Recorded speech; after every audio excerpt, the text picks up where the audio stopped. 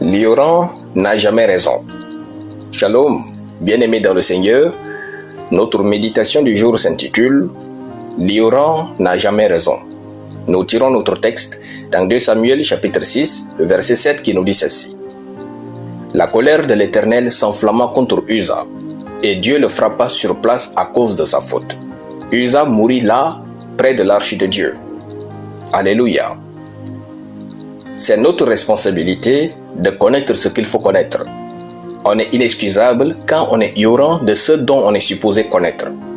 Uza est mort parce qu'il est supposé connaître que ce n'était pas à lui de tenir l'arche. Uza vivrait s'il avait fait un choix basé sur la connaissance et le sentiment d'amour à l'égard de Dieu. On ne peut aimer Dieu plus que ses principes et espérer vivre paisiblement.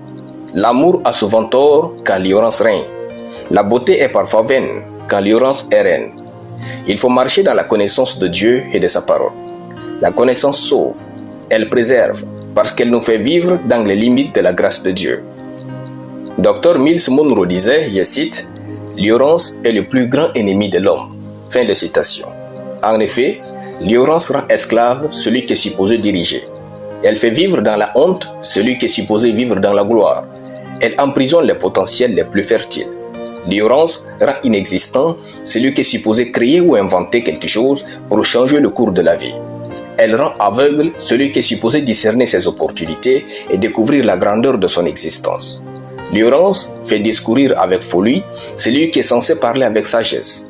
L'ignorance raccourcit la vie de celui qui est supposé vivre. Uza en est une preuve. Il a prouvé que l'ignorance tue. Elle fait choisir les options médiocres plutôt que celles qui sont sacrées ou excellentes.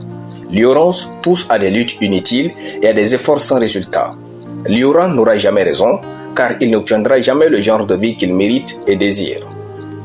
Le seul bon remède à l'ignorance est la recherche continue, acharnée et quotidienne de la connaissance. La connaissance est la lumière de la vie.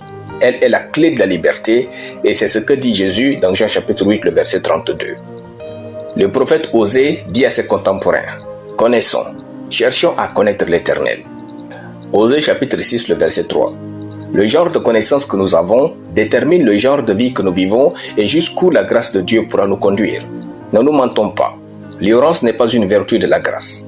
Utilisons nos journées pour apprendre, lire, réfléchir, se perfectionner, observer et découvrir.